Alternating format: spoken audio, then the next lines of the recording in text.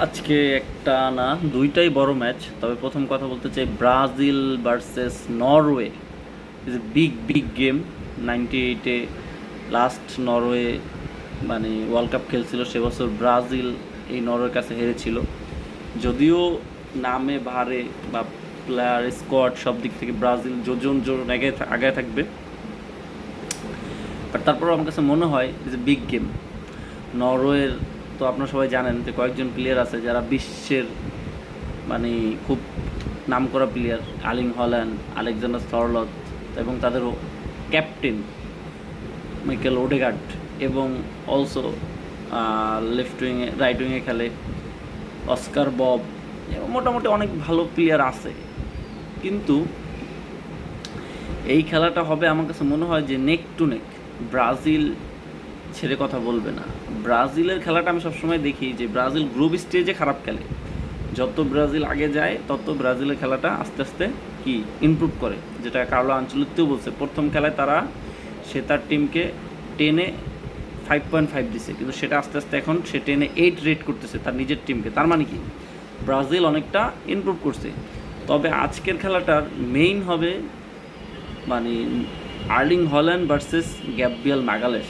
যারা English premier league follow করেন তারা হয়তো বা জানেন যে আর্সেনালের এই ডিফেন্ডার আর ম্যানচেস্টার সিটির এই স্ট্রাইকারের ফাইট প্রতি সেশনেই 2-3টা থাকে। জাস্ট লাস্ট সেশনে যেটা 4টা হয়েছে। তো আমি যেটা মনে করি যে এই বিশ্বকাপে আমি চাই না যে এত তাড়াতাড়ি ব্রাজিল বাদ হয়ে যাক, আবার এটাও চাই না আর্লিং হল্যান্ডও বাদ হয়ে যাক। কিন্তু নির্মম সত্যি তো এটাই, একজনকে বিদায় নিতে হবে। তবে আজকে আমার মনে হয় যে মানে ব্রাজিল যদি তাদের খেলাটা খেলতে পারে তাহলে ব্রাজিল কোয়ালিফাই করবে, বাট টাফ গেম হবে। আমার কাছে মনে হয় হয়তো বা 2-1-এ ব্রাজিল জিততে পারে, বা 3-2 এমন কিছু একটা হতে পারে।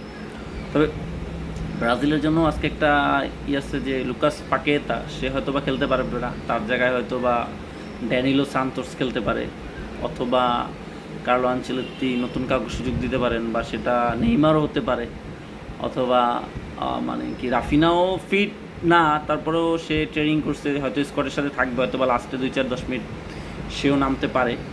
বাট যে মানে ভালো গেম হবে। আমার কাছে মনে হয় যে এই খেলাটা নেক টু নেক একটা ফাইট হবে। যেহেতু ব্রাজিলের একটা ইতিহাস আছে, ব্রাজিল কিন্তু যখনই কোনো টুর্নামেন্টের মানে ক্রাঞ্চ টাইম আসে ব্রাজিল জ্বলে ওঠে। এটা ব্রাজিলের একটা বড় টিমগুলো আসলে এরকমই করে।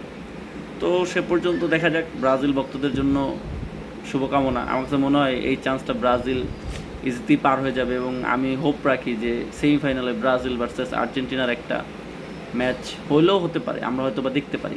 কিন্তু তার জন্য আর্জেন্টিনাকেও মিশর এবং কলম্বিয়ার বাধা পার হয়ে আসতে হবে, এবং ব্রাজিলকেও নরওয়ে এবং ইংল্যান্ডের বাধা পার হয়ে যেতে হবে। It's a big journey. ততক্ষণ পর্যন্ত দেখা যাক ম্যাচ বাই ম্যাচ কী হয়। তবে শুভকামনা ব্রাজিলের জন্য, শুভকামনা নরওয়ের জন্য, শুভকামনা ভিনিসিয়াস জুনিয়রের জন্য, শুভকামনা আর্লিং হল্যান্ডের জন্য। আমরা চাই ফুটবলের জয় হোক। ঠিক আছে, সে বন্ধু সবাই ভালো থাকবেন। আল্লাহ হাফেজ।